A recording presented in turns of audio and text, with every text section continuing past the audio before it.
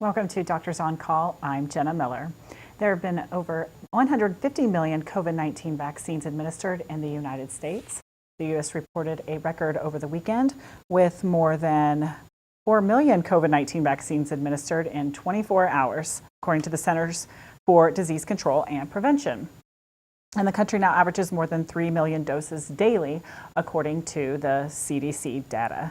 Only about 18.5% of Americans are fully vaccinated, CDC data shows, and COVID-19 cases in the country have recently seen concerning increases. The state of Kansas has made the COVID-19 vaccine available to all Kansans 16 and older beginning last week. Nearly 30% of Kansans have had at least one dose of the vaccination, and over 450,000 are fully vaccinated. For weeks, health experts have warned of another possible COVID-19 surge if Americans get lax with safety measures while the country races to vaccinate more people. Although vaccinations are on the rise, health officials are concerned about a possible fourth COVID-19 wave in the United States as cases, hospitalizations, and deaths increase.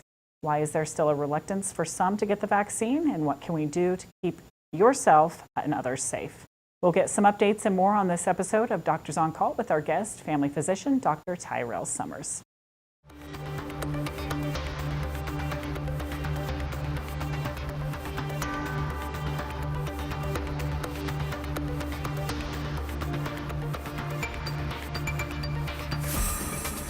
Presentation of Doctors on Call on Smoky Hills PBS is made possible in part by an underwriting grant from At Blue Cross Blue Shield of Kansas, we're committed to being a healthcare partner you can turn to. That's why we're simplifying the health insurance experience so you can feel more empowered in your health. Russell Regional Hospital, experts, neighbors, friends. Dr. Tyrell Summers received his medical degree from the University of Kansas School of Medicine in Kansas City, Kansas.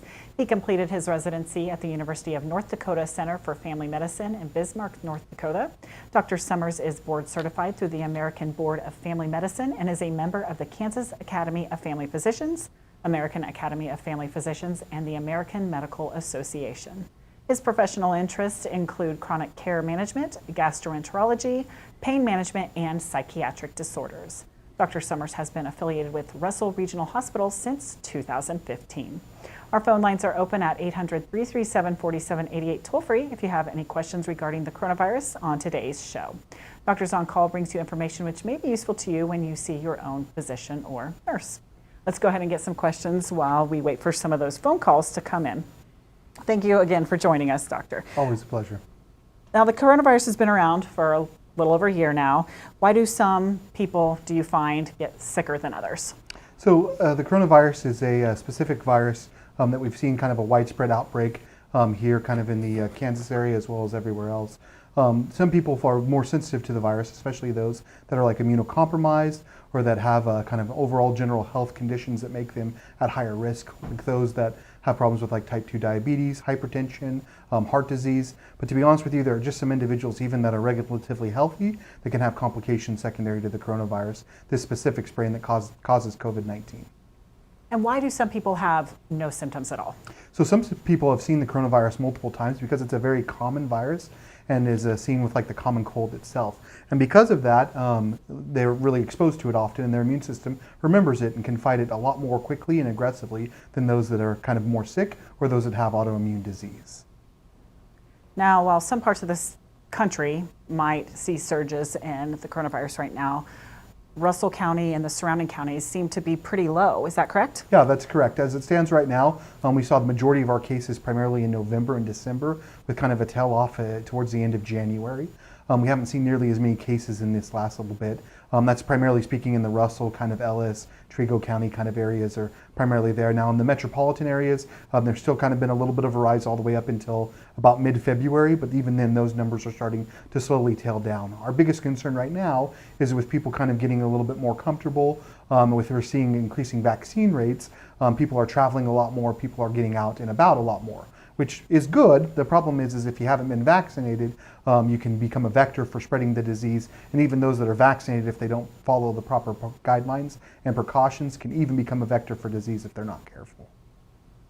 Now, what would be the reason that somebody who has already had COVID, why would they need to be vaccinated? That's a great question. I get that quite a bit in my clinic, to be truthful with you. Anybody who has been exposed to the COVID virus itself can still receive COVID once again, and that's primarily because of some of the variant strains that we're seeing. They change a little bit in regards to the infectivity of this virus, and so they can become reinfected because of it. For that reason alone, we encourage people that even if you've had COVID-19, you do have a little bit of a natural immunity to it, but that doesn't give you a lasting immunity that we're able to see yet in studies. The COVID vaccine that comes from both Moderna, Pfizer, and as well as Johnson & Johnson have shown that they do have some effectiveness against the variants that we've seen, and because of that, they seem to be well and should be promoted. Now, the vaccine was produced in very little time. You know, in history, it's never been produced that quickly. A vaccine hasn't.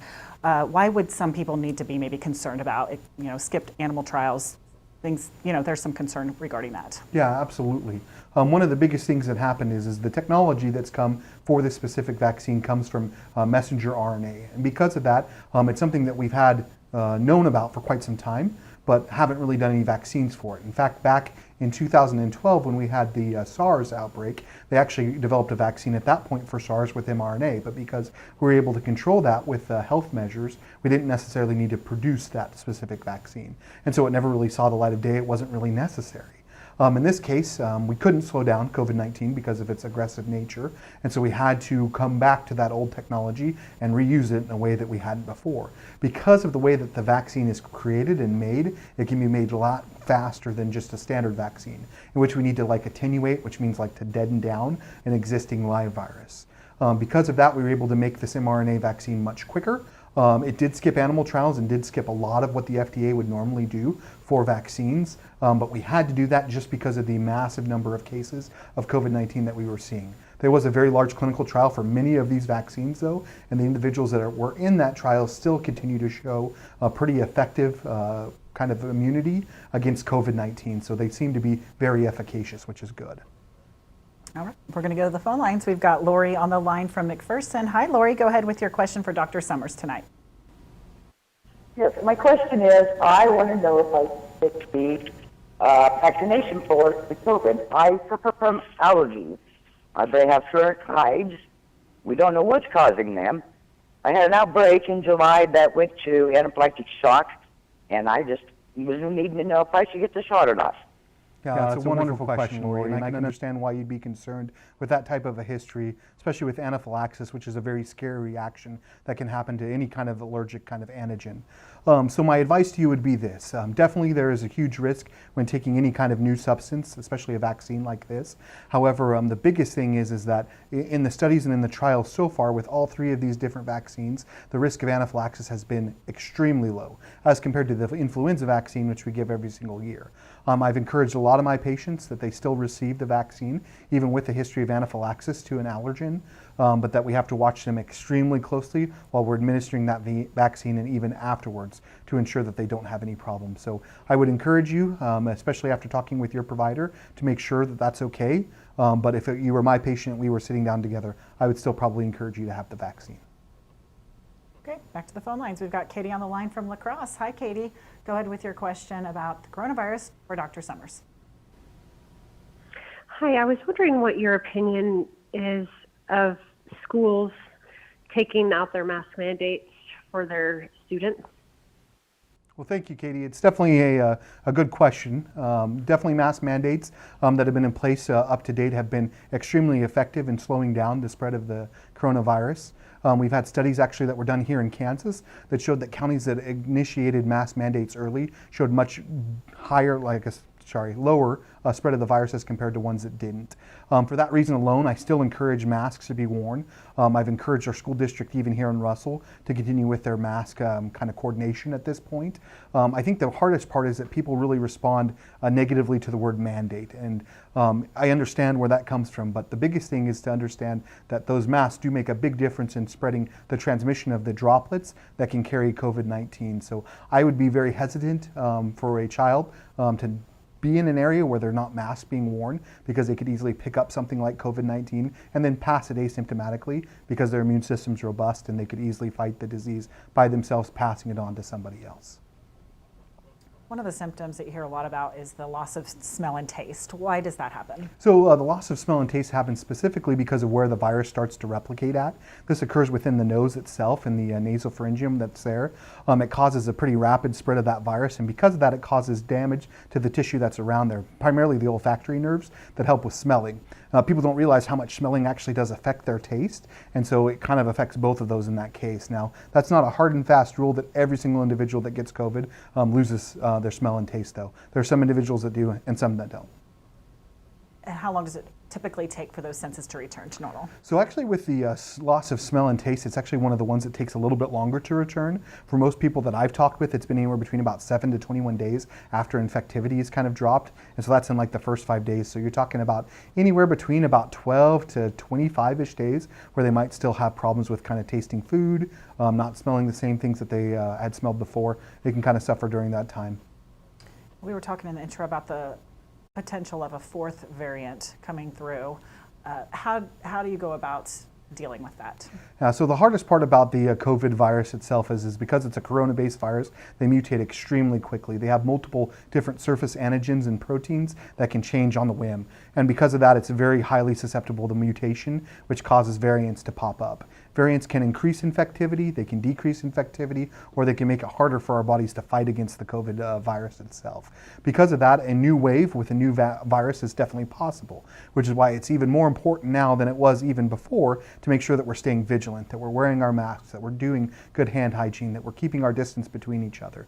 Once an individual becomes vaccinated, their risk does decrease for at least severe disease, so the risk for hospitalization or death plummets. It becomes very, very low. However, that does not reduce your risk of spreading the disease, and that's very important to know. Okay, we're going to go back to the phone lines. We've got Alan on the line from Hutchinson. Go ahead with your question. You are live on the air. Okay. My question is regarding my daughter who's years old, and she has vertigo. And we have been to several different doctors, including the clinic, and no one seems to have an answer on the medication that she use or medication that will work for her. Presently, she's not in school, but she's being tutored and is making good grades in the subjects she's been taking. So what can you tell me? That's a great question. I'm sorry, you're kind of cutting in and out here in the studio, so I couldn't quite hear everything that you were saying. I believe your question was in regards to vertigo and asking about that specifically. So vertigo is a process that happens within the central portions of the inner ear, and it kind of controls where you feel like in balance and in spinning. Because of that, it can be very debilitating. It can be awful to have. Vertigo can happen for a bunch of different reasons, to be honest with you. It can happen because of inner ear infections, because of unsteadiness, a whole bunch of reasons why. A person should really be evaluated by a doctor, and it sounds like you've tried to get answers for that. Sometimes you need to see a specialist like an ear, nose, and throat provider to kind of do some further workup and testing, because there's a lot of processes and steps that can come into vertigo and that need to be investigated to make sure of. So I'm sorry that she's had a hard time finding those answers, but I'm sure if you can talk with the provider about possibly seeing a specialist like an ear, nose, and throat provider, that would be beneficial. Have you found that vertigo tends to maybe worsen during COVID, during the coronavirus? Yeah, definitely. People who are chronic chronic vertigo suffering patients can have a little bit more vertigo during that time frame. One of the main processes that can cause vertigo is what's called a vestibular neuronitis, which is an inflammation that occurs around the semicircular canals within the inner ear. And because of that, it's one of the triggering factors is COVID or coronavirus itself. So it can become drastically worse for people who chronically have vertigo for sure.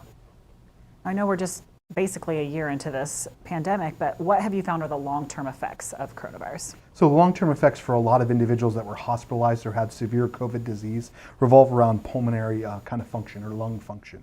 Where they're high risk for having pulmonary embolisms, which are clots that occur within the lungs that can kill portions of their lungs themselves. They also can have chronic lung scarring, and because of that, can have a difficult time with breathing and can actually progress into a form of a restrictive lung disease, which basically means that their lungs can't expand and contract the way that they normally would previously.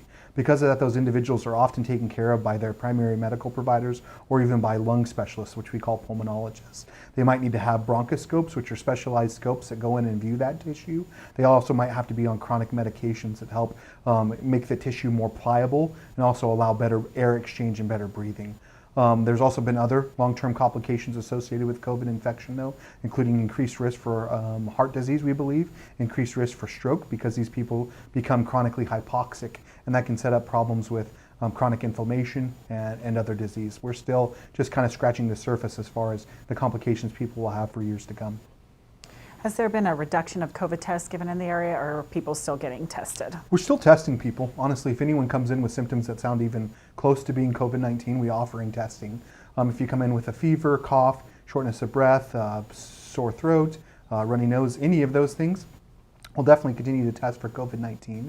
We have 3 different methods of testing at this point, at least in the Russell area. We do a rapid COVID test, which can get a result back in 10, 15 minutes. Then we have a send-out test that we send out for a PCR-based test.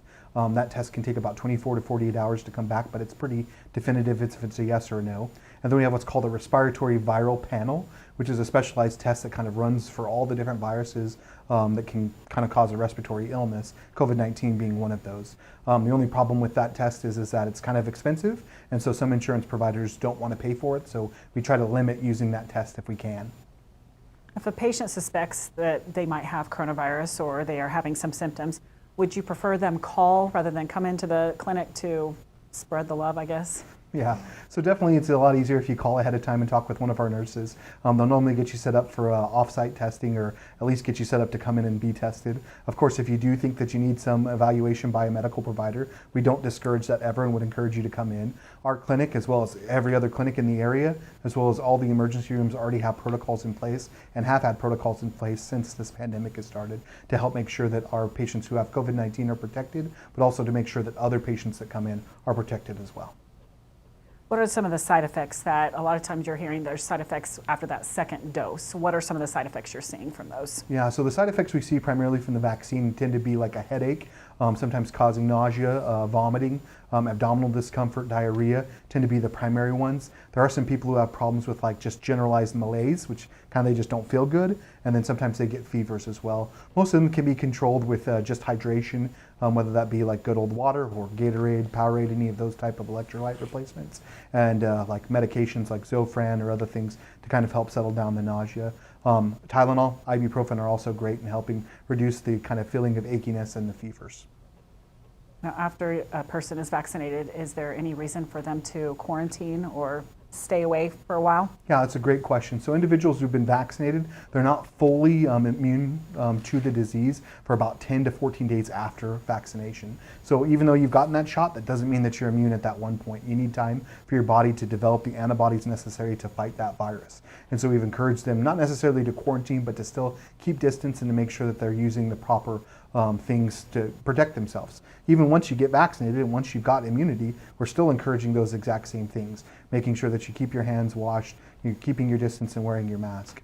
The CDC recently came out with guidelines in regards to individuals that have been vaccinated, that they can gather in small groups together without wearing a mask, but that they still need to keep distance to help minimize droplet spread, because again, we can still pass on the virus even if we've been vaccinated against it. What do you find is more important, wearing the mask or keeping that distance? The distance seems to be the most important aspect of it. Again, it's just the amount of droplets that can be there, but the mask does help reduce that risk of droplet spread as well. So in combination, they are a very good technique to use. But if there's one that's better than the other, distance is by far the best. The scientific thing is actually 6 feet is what they've told us, but truth be told is like 10, even greater sometimes is better if they're not wearing masks. So. Have the self-quarantine recommendations changed? Not really. If you've been vaccinated, it's changed in that you don't have to self-quarantine. If you've been exposed to someone with COVID-19, all you have to do is just monitor for symptoms, and then of course if you have any, you're supposed to report them. Individuals that are still not vaccinated though, Still the same thing. If you've been in contact with someone with COVID-19, you need to self-quarantine. The health departments direct the exact amount of time that will be. It's normally anywhere between about 10 to 14 days, and that changes if you get symptoms. So it's really important to make sure, A, that if you've been exposed to someone and you're contacted, you still continue to self-quarantine, and then B, if you start to develop symptoms, to please get tested to confirm if it is COVID-19. Because again, as we see cases continue to drop, if we don't get people in actively getting tested, we can't tell if this is truly getting better or not. So if you have symptoms of COVID, you think that you've been exposed to someone, getting tested is so crucial and important for us as physicians to make sure that we are seeing control of the virus. At first, it was even if you maybe traveled to another state, came back, even if you hadn't been exposed, they were saying you need to quarantine. Is that changed? Not changed for those that are vaccinated. So again, those individuals that are vaccinated, they now get new rules to play with. Individuals that have been vaccinated can now travel as long as they're maintaining social distance and wearing their masks. They're allowed to travel to any state within the domestic United States and not have to quarantine when they get back home. Individual that hasn't been vaccinated, still depending upon the state and depending upon the numbers specifically, may need to quarantine when they get back home. The best place to get information in regards to that is still our public health departments and their websites. So if you have any questions regarding that, contacting them would be outstanding. It seems as though a lot of the worse symptoms, the more severe symptoms, happen to be from people who are obese. What can you say about somebody getting healthier to boost their immunity? Yeah, absolutely. And that's something that is true just in general, to be honest with you.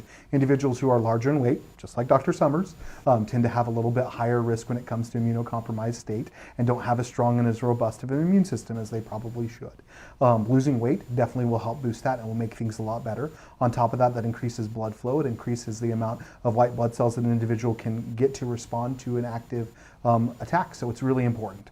If you ever wanted an excuse to get back into the gym, back into workout, now's a great time to start doing that. Again, the biggest risk is you got to be careful when it comes to going to a public gym or to like a public recreational center, so that you're keeping your distance, wearing your mask, and making sure you're staying safe. And if a person doesn't know where to start, what would you suggest? The easiest thing, honestly, is to begin with something small, something simple. Increasing your activity ever so slightly every single day is by far the most beneficial. Whether that's a short walk, whether that's a light jog, whatever you feel most comfortable with. Don't do anything too aggressive or too hard. Studies have shown that individuals that hit it hard and do a very big workout have the hardest time trying to continue and sustain that. It's as you progress, it's baby steps towards getting there. When it comes to losing weight, when it comes to eating, I always suggest the simplest things, starting with something that's very, very small and then making your way upwards. If you have a big problem with carbonated beverages that are sugary, like Dr. Summers does, sometimes stopping those is a really good idea. And that's kind of the best way to kind of begin and get things started. Or maybe it's including more vegetables or fruit in your diet. Whether that's with 1 meal, 2 meals, 3 meals, anything helps. The smallest steps are how you begin any kind of weight loss journey that you want. What you're saying is even doctors struggle, correct? Even doctors struggle, 100%. What about getting enough sleep? How important is that? Sleep is crucial in regards to your body's own ability to heal, but also in restoring the immune system itself. We recommend anywhere between about 6 to 8 hours of sleep every single night. It's really important to help kind of get an individual rested and in order for their body to feel like it should. Sleep is best done in a cold room that's dark to make sure that there's no outside light sources that are bothering an individual. If you have problems with your sleep, it could be because of a multitude of different things, whether that be sleep apnea, whether that be insomnia, a host of different kind of things can present. So if you're having difficulty sleeping or getting those 6 to 8 hours, it's an important thing for you to meet with your provider and talk about your health so that we can help you through that. Now, do you feel the coronavirus will be similar to what the flu is, when cases tend to go down when the climate changes and it gets a little warmer outside? Yeah, we've definitely seen coronavirus cases increase during times when it's colder. There's kind of a cold season that we kind of use. The coronavirus was one of the ones previously that we saw. It's just this specific case is with SARS-CoV-2 that causes COVID-19 has been the ones that have been concerning as of late, obviously.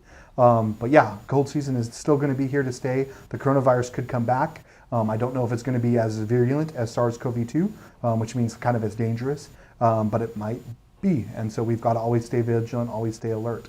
Long term, I could easily see us being able to use similar vaccines that we're using right now for COVID-19 to help immune get ourselves immune, to other types of viruses that cause colds, which would be great. It could be to the point where every single year you're getting a common cold and influenza vaccine rather than just a flu vaccine, which again would be a wonderful thing to help minimize disease and minimize the risks that are associated with these illnesses. Have you found that the pandemic has promoted more telemedicine appointments? Yeah, absolutely. Yeah, it's one of the good things that have kind of come out of this pandemic. There's been actually a few things. It's been an awful year for a lot of people, and that can't be replaced. But the one good thing is that telehealth has become more on the rise. We can easily get in contact with our patients a lot easier. They can talk with their doctors over whether that be like ITV, whether that be the phone. Any way that we can communicate with you is very important. And how does a patient go about setting up one of those appointments? The best thing is to contact your regular provider's office to see if they offer telehealth services. Talk and tell them that you don't quite feel comfortable at this time coming into the facility and seeing a physician. If they do offer it, they'll probably give you like a medium to use, whether that's something like a program. At Russell Regional Hospital, we use a program that's through a website that's known as doxy.me, where you just log in, and then when you start the phone conversation, it shows a web video of me on the screen, and we can talk face to face like I'm talking to you right now. It's a pretty awesome service. It's pretty easy to do, and it's a great way to kind of see patients and kind of talk with people. We also do phone telemedicine interviews, where we'll actually just pick up the phone and call somebody, see how they're doing, talk with them about their medications, side effects they can see. It's always better to use visual evidence if you can, but if you can't get a hold of a video, talking on the phone is just as good. Excellent. Well, thank you so much again for joining us, Dr. Summers, talking about the coronavirus tonight from Russell Regional Hospital. On our next Doctors on Call, our topic will be eye health and concussions. Thank you for joining us for Doctors on Call. I'm Jenna Miller.